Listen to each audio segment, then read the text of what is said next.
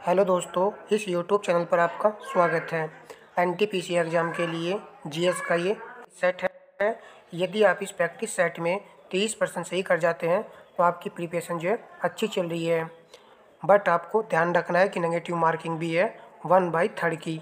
चलिए क्लास को स्टार्ट करते हैं। प्रश्न नंबर 1 है, समुद्री जल में कौन सा लवण सर्वाधिक मात्रा में पाया जाता है? समुद्री जल में सर्वाधिक मात्रा में कौन सा लवण पाया जाता है? तो दूसरा ऑप्शन सही आंसर रहेगा सोडियम क्लोराइड NaCl। प्रश्न नंबर नेक्स्ट है, बीटी बीज का संबंध किससे है? चावल से, गेहूं से, कपास से, तिलहन से। बीटी बीज, तो ऑप्शन तीसरा सही रहेगा कपास से। प्रश्न नंबर नेक्स्ट है, निम्नलिखित में से कौन सा रोग संदूषित पानी ग्रहण करने से होता है? Malaria, diarrhoea, rickets, anaemia. यदि आपने दूसरा ऑप्शन चुना है तो ये सही आंसर रहेगा डायरिया। ये संदूषित पानी ग्रहण करने से ये वाला रोग हो जाता है। प्रश्न नंबर 4 है, भारत में राज्यपाल की नियुक्ति कौन करता है? तो राज्यपाल की नियुक्ति की जाती है राष्ट्रपति द्वारा। दूसरा ऑप्शन यहाँ पर सही आंसर रहेगा। प्रश्न नंबर नेक्स्ट है, निम्नलिखित में से कौन सा लीप वर्ग है? तो लीप वर्ग आपसे पूछा गया है।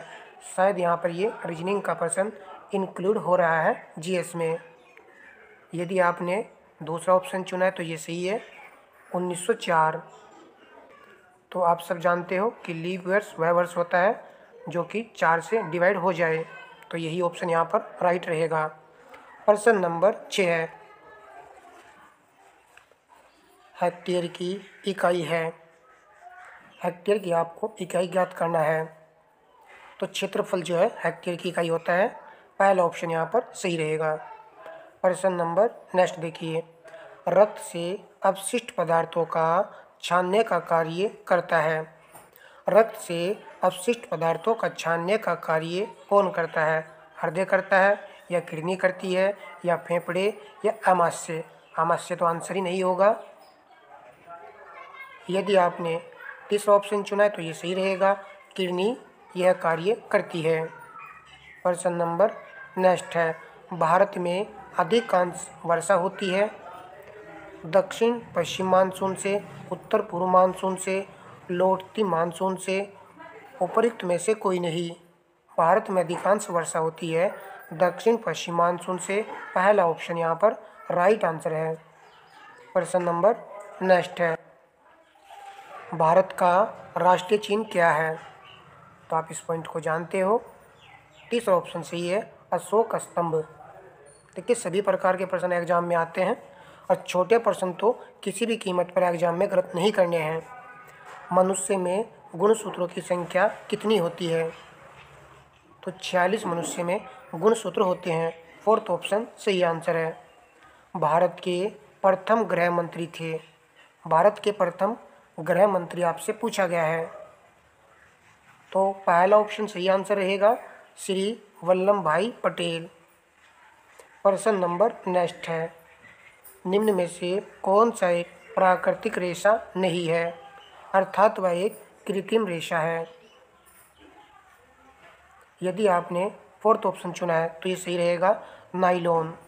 नेक्स्ट प्रश्न लगाइए, हीराकुंड बांध किस नदी पर बनाया गया है? तो हीराकुंड बांध दोस्तों महानदी पर निर्मित है। तीसरा ऑप्शन यहाँ पर राइट आंसर होगा। प्रश्न नंबर नेक्स्ट देखिए,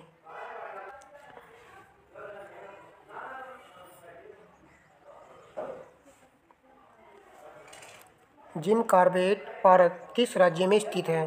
जिम कॉर्बेट पार्क तो यह स्थित है उत्तराखंड राज्य में। दूसरा ऑप्शन यहाँ पर सही आंसर है। प्रश्न नंबर लगाइए 15, सांस लेने के बाद कौन सी गैस उत्सर्जित होती है? सांस लेने के बाद, तो सांस लेने के बाद दोस्तों कार्बन डाइऑक्साइड गैस जो है उत्सर्जित होती है, क्योंकि हम ऑक्सीजन लेते हैं और कार्बन डाइऑक्साइड गैस को बाहर निकालते हैं।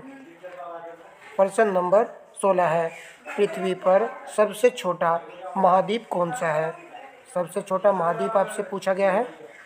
तो 7 महाद्वीप है, सबसे छोटा जो है ऑस्ट्रेलिया है। फोर्थ ऑप्शन यहाँ पर सही आंसर होगा। प्रश्न नंबर 17 है, अग्निशामक यंत्र में कौन सी गैस आग बुझाने के काम आती है? Oxygen, nitrogen, hydrogen, carbon dioxide gas.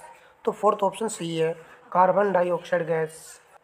प्रश्न नंबर नेक्स्ट है, पुराने और हटाए गए computer, CD, music player, TV और मोबाइल हैंडसेट कौन से अपशिष्ट कहलाते हैं? ई कचरा, नगर निगम अपशिष्ट, घरेलू कचरा, औद्योगिक कचरा। पहला ऑप्शन राइट आंसर होगा, ई कचरा। ये सभी इलेक्ट्रिक कचरा है। प्रश्न नंबर नेक्स्ट है, ब्लू हार्ट अभियान संबंधित है हृदय शल्य चिकित्सा से, मानव तस्करी के विरुद्ध जागरूकता से, अंगदान से, इनमें से कोई नहीं। तो ऑप्शन बी राइट आंसर है। तो दूसरा ऑप्शन यहाँ पर राइट आंसर होगा, मानव तस्करी के विरुद्ध जागरूकता से संबंधित है ब्लू हार्ट अभियान। प्रश्न नंबर नेक्स्ट है, सविनय अवज्ञा आंदोलन प्रारंभ हुआ था? तो इसको प्रारंभ किया गया था 6 अप्रैल 1930 को। दूसरा ऑप्शन यहाँ पर सही आंसर है। प्रश्न नंबर देखिए 21, मिराई तोवा है एक सॉफ्टवेयर है, एक नया सर्च इंजन है, फीफा वर्ल्ड कप शुभंकर है, टोक्यो ओलंपिक 2020 शुभंकर है। फोर्थ ऑप्शन सही होगा यहाँ पर, टोक्यो ओलंपिक 2020 का ये शुभंकर था। देखिए ये क्वेश्चन अब नहीं पूछा जाएगा, ये सेट में इन्होंने डाल दिया है पुराना क्वेश्चन। प्रश्न नंबर नेक्स्ट है, टॉमकैट है। टॉमकैट एक क्या है?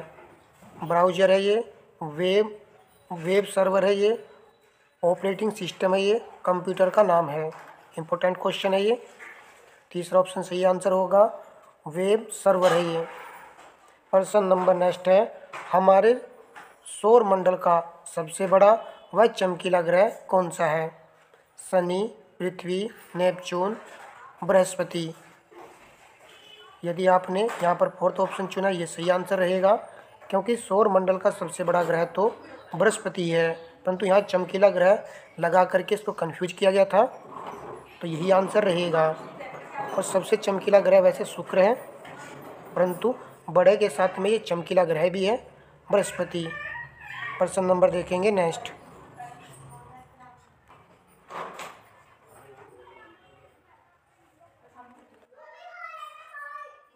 कोलेस्ट्रॉल का संबंध किससे है? पहला ऑप्शन सही आंसर होगा, वसा से। प्रश्न नंबर आपका 25, जब 1857 का विद्रोह हुआ उस समय भारत का गवर्नर जनरल कौन था? 1857 के विद्रोह के समय, तो उस समय गवर्नर जनरल थे कैनिंग। ऑप्शन 2 यहाँ पर सही आंसर है। प्रश्न नंबर नेक्स्ट है, बिहू कहाँ का प्रसिद्ध नृत्य है? काफ़ी बार एग्जाम में ये प्रश्न बनता रहता है। तो पहला ऑप्शन सही आंसर होगा, असम राज्य का ये नृत्य है बिहू। चलिए प्रश्न नंबर 27 है, प्रकाश की कौन सी विशेषता उसका रंग निर्धारित करती है? आवृत्ति, तीव्रता, दीप्ति, ऊर्जा। प्रकाश का रंग जो है निर्धारित करती है। पहला ऑप्शन सही आंसर होगा, आवृत्ति। प्रश्न नंबर लगाइए नेक्स्ट, सीएनजी किसका अल्प नाम है? सीएनजी कंप्रेस्ड नेचुरल गैस या फिर कंपाउंड नेचुरल गैस। पहला ऑप्शन सही आंसर होगा। प्रश्न नंबर नेक्स्ट है, कंप्यूटर में मेमोरी की क्षमता को मापते हैं, बाइट या बिट, दोनों में से एक आंसर है। तो पहला ऑप्शन राइट आंसर होगा, बाइट में जो है कंप्यूटर की क्षमता को मापा जाता है। प्रश्न नंबर 30 है, एंटी स्कर्वी विटामिन है? तो ऑप्शन डी राइट आंसर है, अर्थात यहाँ पर फोर्थ ऑप्शन सही रहेगा, विटामिन सी। प्रश्न नंबर 31 है, पानीपत का तृतीय युद्ध किन के बीच लड़ा गया? तो यह लड़ा गया था अहमद शाह अब्दाली और मराठों के बीच यह युद्ध लड़ा गया था। प्रश्न नंबर लगाएंगे 32। जब कोई राज्य राष्ट्रपति के शासन के अंतर्गत होता है तो उस राज्य का बजट कौन पारित करता है? राष्ट्रपति, संसद, संघीय मंत्रिपरिषद, वित्त मंत्रालय। इंपॉर्टेंट क्वेश्चन है। तो तीसरा ऑप्शन सही आंसर होगा संसद। जब कोई राज्य राष्ट्रपति के शासन के अंतर्गत होता है तो उस राज्य का बजट संसद द्वारा पारित होता है। प्रश्न नंबर 33 है, वायुमंडल में ऑक्सीजन की मात्रा कितनी होती है? तो 21% के लगभग होती है। दूसरा ऑप्शन यहाँ पर सही आंसर होगा। और नाइट्रोजन दोस्तों 78% होती है। प्रश्न नंबर 34 है, गैस एजेंसियों द्वारा सिलेंडरों में भरकर दी जाने वाली कुकिंग गैस क्या द्रव रूप में होती है, क्या गैस रूप में होती है, या ठोस या एक घोल के रूप में होती है? तो ऑप्शन पहला सही आंसर होगा, ये द्रव के रूप में विद्यमान होती है। प्रश्न नंबर आपका 35 है, कौन सा रक्त वर्ग हर रक्त वर्ग वाले मनुष्य को दिया जा सकता है? तो ऐसा केवल एक ही रक्त है जो हर रक्त वाले मनुष्य को दिया जा सकता है, उसका नाम है ओ। दूसरा ऑप्शन यहाँ पर राइट आंसर होगा। प्रश्न नंबर 36 है, रेफ्रिजरेटर में कौन सा गैस द्रव का प्रयोग किया जाता है? पहला ऑप्शन सही आंसर होगा अमोनिया। देखिए, यदि आपने वीडियो को लाइक नहीं किया दोस्तों, वीडियो को लाइक ज़रूर किया करो। कुछ विद्यार्थी चैनल पर बने होने के बाद भी वीडियो को लाइक नहीं करते हैं। लाइक करना अनिवार्य होता है, इससे फीडबैक आपको भी मिलता है और मुझको भी मिलता है। ठीक है दोस्तों। प्रश्न नंबर 37 है, ब्रिटेन की मुद्रा का क्या नाम है? डॉलर, पौंड, दिनार, फ्रैंक। यदि आपने दूसरा ऑप्शन चुना है तो ये सही है, पौंड। प्रश्न नंबर 38 है, हमारे शरीर में पित्तरस बाइल कहाँ पैदा होता है? लीवर, यकृत, तीली, अग्नाशय, गुर्दा। पहला ऑप्शन सही आंसर होगा यकृत में। प्रश्न नंबर नेक्स्ट है, लाल रक्त कण आरबीसी शरीर के किस अंग में बनता है? तो यह बनता है अस्थि मज्जा में। पहला ऑप्शन यहाँ पर सही आंसर होगा।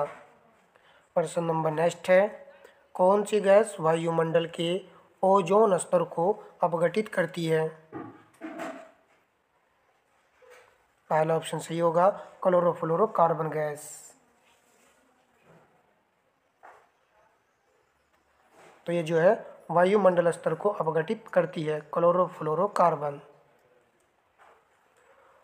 तो दोस्तों, हमने आपके लिए एनटीपीसी एग्ज़ाम के लिए जीएस की प्रैक्टिस सेट की लिस्ट बना रखी है, वहाँ से आप वीडियो को वॉच कर सकते हो और चैनल से जुड़ सकते हो।